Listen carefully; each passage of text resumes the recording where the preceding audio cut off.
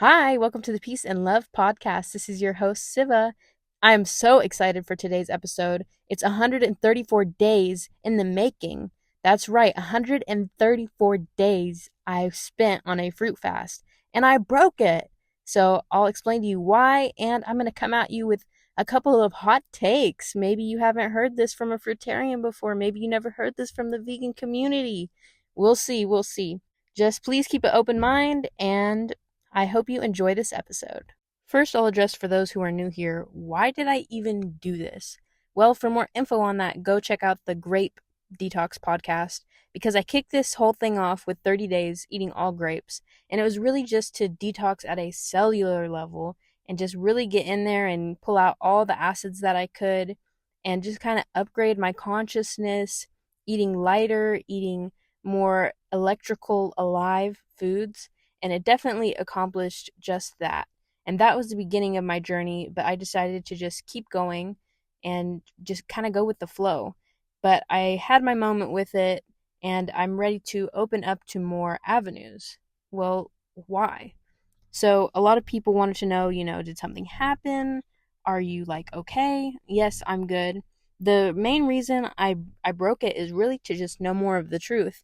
Like, yes, eating all fruits works. I know that I've experienced it, but what else works? I'm really not the type to believe something until I have personally experienced it. So I want to know what else works for me and me specifically too. So I want to see raw foods and maybe one day go back to like something wild, something processed, something crazy. See what happens. Just to verify.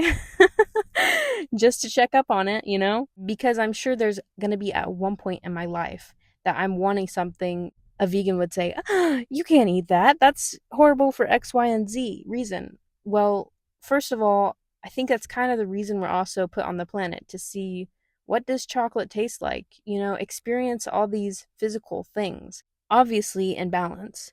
Being extreme on either side is not going to work. And maybe someone listening to the outside perspective would say, well, eating only fruit is extreme. And maybe that's the case. I haven't really decided yet. If it's the optimal way to eat, well, then it's not all that extreme. We're just maybe a little bit removed from it. But like I said, I'll know more of the truth with just being an experimenter. And that brings up another thing. I don't want to feel like I've banned myself from anything or put myself around people who ban me from things, like only interacting with raw vegans and then being vilified if you choose to eat something that goes outside of their perspective. I deserve the inner freedom and outer freedom to eat meat if I chose to. And like, whoa, people will say, whoa, eat meat. But yeah, I highly doubt that will ever be a possibility considering I've never had it. But what if I wanted to try it someday? I hear people all the time say on social media, you cannot be spiritual and eat meat. And this is one of my hot takes for today. I totally disagree.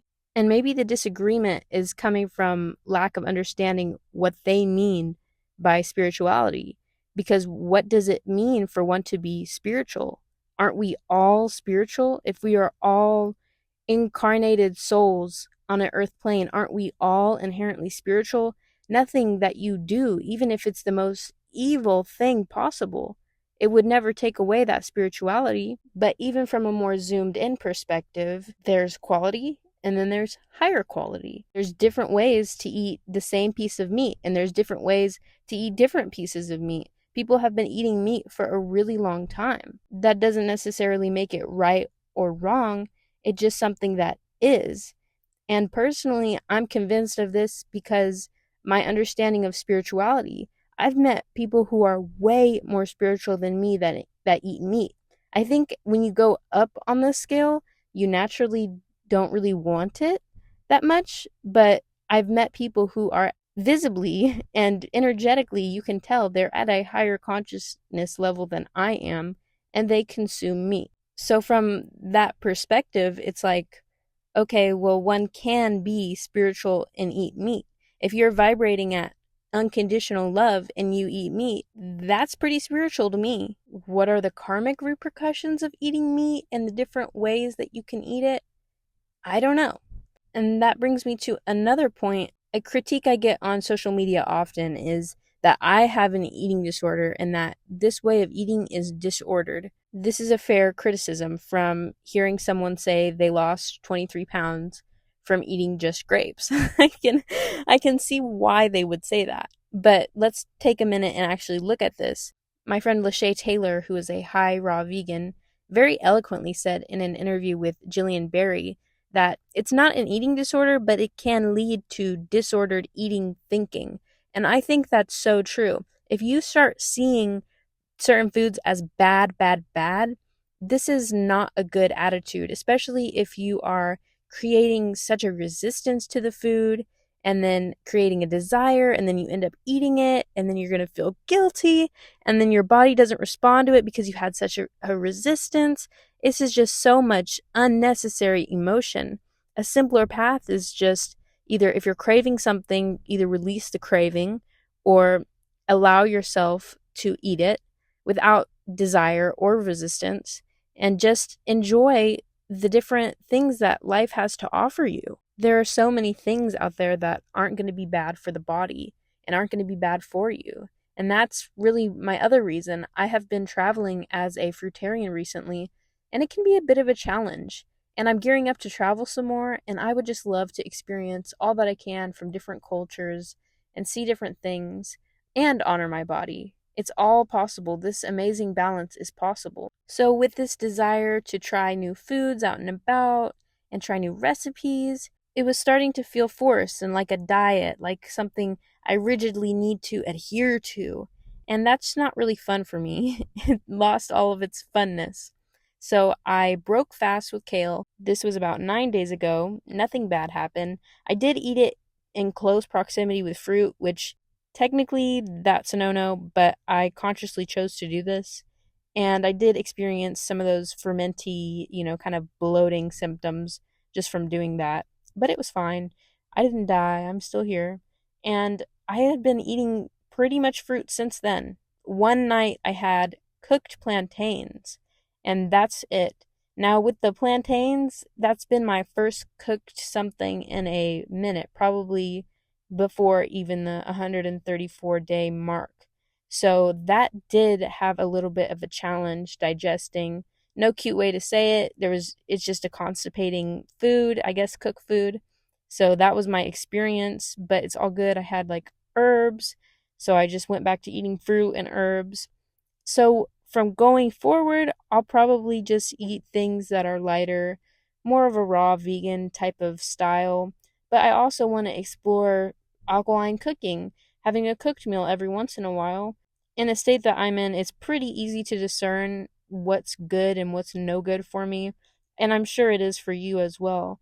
You just kind of have to pay attention to how you feel, and it's pretty obvious. I did want to touch on weight too. My weight has came a little bit back up since I did the grape fast.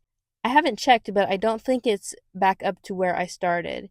I really highly, highly, highly doubt that. I think this mainly happened just because I've been eating a lot more, and I added in dried fruits, and I was eating a good amount of dried fruits, which those aren't really living, so, you kind of want to not go crazy with those. Towards the end, I also added in fruits that have higher fats, like sesame seed, which is technically a fruit, like the tahini sauce, and avocado. And what I did have to report from that is I had some old eczema symptoms come back. So I don't know if I've just not properly cleansed from that, because the train of thought on that is that eczema is also a parasite, just like all the other things that you can clear out with herbs and a fruit fast. And I really lacked on the herbs during my fruit fast, I'll be honest. I wasn't taking a bunch of herbs like a lot of people do. So that could totally be the case, because fruits like that are high in fat, parasites can feed off of them, and they can't so easily feed off of fruits, and they're pretty challenging to kill. So maybe if I had done a really good cleanse with herbs, because they don't like the herbs, and then ate some fats again, I could have not had that symptom. I'm not sure. I do intend to do a cleanse with herbs again. This is not just some one cleanse and, oh, now I'm permanently fixed. No, parasites are in everything. Not to like scare anybody, but even if you're vegan, they're in vegetables. I was picking fresh blackberries off of the bush and I saw parasites in the ones that are overripe. They're just in everything. It's just something that we kind of have to deal with and we kind of have to cleanse every once in a while because, well, parasites. I've also just learned a lot through this whole process. It honestly sent me down a path of rugged minimalistness for a while. I quit using shampoo and conditioner entirely. I quit using regular toothpaste. I quit using regular lotion. And I pretty much used coconut oil for everything. I wouldn't recommend it. I genuinely probably didn't wash my hair with real soap and conditioner for a whole month. I mean, like nothing. And I did like shower every day. I shower every day. But I was just not using shampoo. And it's fine for a while. But after I was at the beach and everything, I ended up using hotel shampoo and conditioner. I was like, this cannot go on any longer. Honestly, being in Miami kind of snapped me out of the whole thing. I'm sure you know, Miami is a very prosperous area. And I really confronted a lot of my beliefs that I was operating on about excess and abundance. I went to a 5-star hotel in Miami that I'm like, okay, this is a lot. Why do they have 2 pools? That's excess. Why am I in this big room? It's just little me. I don't need this big room. And at first I was a little uncomfortable even being there. I'm like, this is like so extra. And then I was like, okay, well, what do I believe about extra? What's true for me? Is this okay for me to experience? Do I like this? And of course, the answer was, hell yeah, I love this. I love luxury. I love being treated well. I love having all the things and more. But I also like the balance of not having clutter, not having too much, not having in excess to the point where it's a problem, i.e., overweight, too much in the suitcase, and not too many knickknacks. I just don't like that. But it's just a balance, and I'm still working on finding this balance. I do see a lot of fruitarians and maybe just vegans in general who are like very rugged minimalists. Like, we don't need all this excess. It's too much. We're all living with way more than we need. But I think that honestly, that attitude kind of pushed me into lack. I really think you could push yourself all the way down to poverty by doing that, by believing that we have way too much and we should not have so much excess.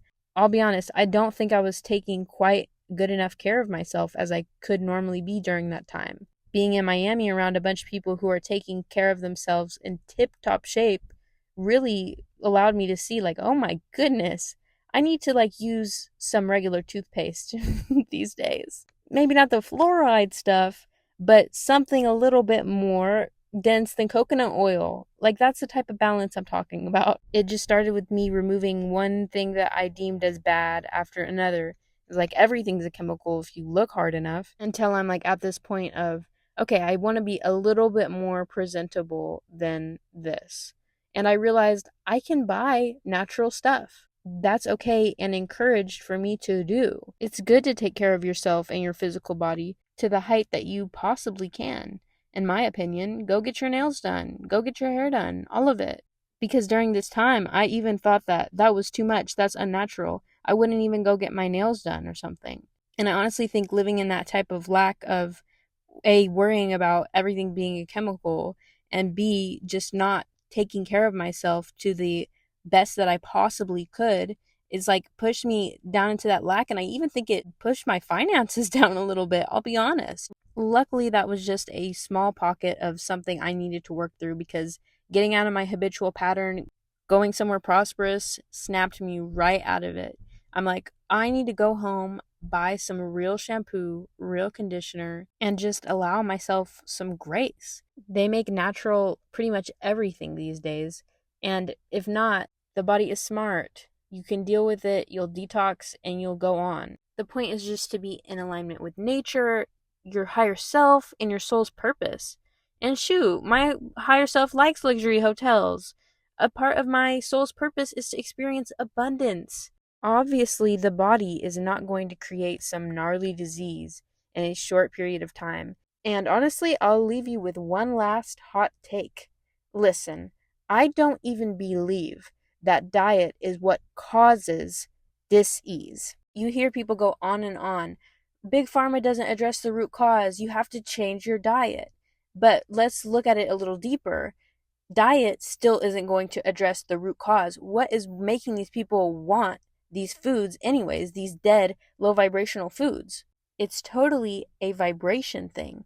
The cause of dis-ease is not poor diet. That is merely a symptom. They're eating a low vibrational diet to match their low vibrational frequencies. Say, unlikely you forced someone to eat a diet that was out of their vibrational range. Would this possibly help them? Yes, because they are eating something that's in alignment with a different frequency, ergo, getting some of that frequency. But if this person is still in a body that harbors hate, fear, anger, shame, this is not going to do a thing for them. What they need is to address the root cause of their problems, which is all of the pockets of low vibe, negative energy that they're carrying around. That's what's causing them to want these industrial foods in the first place. That's what's causing an environment that disease can thrive in. It's all correlated. It all fits into that energy field. And what the healing testimonies fail to mention is the vibrational shift that happens within these people when they go on a quest to heal. Say you have the average body that can support and create dis-ease, and they get diagnosed with the C word. Let's say they start at apathy. Now, they've got this diagnosis, and that's going to raise them all the way up to fear. They're like, oh my gosh, I have cancer. I could actually die. Now, what would happen is you have that desire to live, and that's going to raise your vibration all the way up to desire. Then you might become angry at God, angry at yourself, angry at the doctors. Now you've dragged yourself all the way up to anger and possibly even frustration. But the ones who end up healing, they make it all the way up to courage. And they say, there's got to be some way to save me. And they start looking, and they get dragged all the way up to interest. They're into intellectual consciousness. They're reading everything they possibly can about how to save themselves. Now, you started at someone with apathy. Even if they started higher on the scale than that, that's a wake up. That's a huge shift in consciousness from where they started at all the way up to interest. Then afterwards, they get moved up to enthusiasm and appreciation and gratitude. They understand now what really matters to them. This is a wake-up call. This is exactly the mechanism that disease should have on you. It reflects to you exactly what's in your environment. Maybe you even have this realization afterwards, and you're dragged all the way up to humor. It's cosmically funny. And then you get blissed out and you are enlightened. That is a true example of transcending dis-ease. It's not merely a sick conspiracy by the 1% to keep us poisoned. It's out of our own volition. People actually go to the store and buy Lucky Charms. They want it. Our mass consciousness has not grown enough to reject these companies entirely and stop buying them. Obviously, people are still buying them. The company is still making them. Supply and demand. We can certainly see the shift, though. I just found out today there is a restaurant that serves food that is completely seed oil free. They do not use any seed oils at this chain restaurant. It's called Ziki. They don't have one in my city, but best believe if I'm ever in Texas, that's where I'm headed. Just from my area, I've seen so many more health food stores. I remember when we got our first Whole Foods, our Trader Joe's, and while those aren't the highest, possible examples of a grocery store, we didn't even used to have that here. I'm seeing more and more high vibe grocery stores, high vibe food selections. And if you go into a very prosperous area, they have a ton of selections like that. It's not like that here. We don't have so many restaurants, but if you live somewhere on the coast, you know exactly what I'm talking about. You've got a million vegan restaurants to choose from, and it's all fresh. As humanity ascends in consciousness, we won't even have a desire for places like McDonald's. It wouldn't even make sense for us to eat there.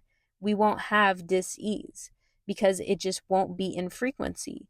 We're making that shift and we're getting there. Really, the best thing we can do is be operating high vibe from love, doing the best that we possibly can in each moment. So I believe we need to let go of some of that blame for the they, what some people call the elites, this 1% that everyone swears is trying to poison us from every direction, okay, sure, but it's also on us to consciously choose what we're going to do. Are we going to fall into anger over it? Are we going to suppress that anger and then go all the way down to apathy because it doesn't matter? They're just poisoning us anyways. I mean, really, we need to be conscious of what we're thinking in our attitude towards these things. At the end of the day, it's a game that we're playing. We all chose to be here. I have a lot of compassion for the soul that would even try to attempt to do something so evil. I mean, that's a powerful soul if they can resist the true nature of things so much to get to that level of poisoning people. And they're taking on that karma for us to have this earth experience in this dense realm. It's pretty cool. I mean, I wouldn't want to do that. They're doing something selfless. I don't know if we can go that far. Maybe we can go that far. But really, it's like at the end of the day, this is a game. This is fun for us. This is a way for us to learn to cultivate joy, creativity, and love in just weird circumstances. Could we possibly cultivate love and joy when our tap water is full of fluoride? It's an interesting experiment. Maybe I'm barking up the wrong tree, but I sure do see a lot of those posts. And I respect that phase in the awakening. And I think the majority, the collective, is coming to that point. But at a certain point, we need to transcend that and go on to higher levels of consciousness and higher levels of what we want our collective reality to be. Makes me so excited and just full of love to even have this conversation. So I'm really excited for what's to come because you can see the progression. Even though it might not look like it, you can totally see the progression. And I really am just excited for what's going to come here and just this evolving space that we're in on planet Earth. So, with that being said, keep your vibrations high. I hope you are feeling happy, loved, and just joyous on this special occasion. You woke up today. You got up today. You should celebrate. Have an amazing day, warrior alchemist. Peace and love at ya.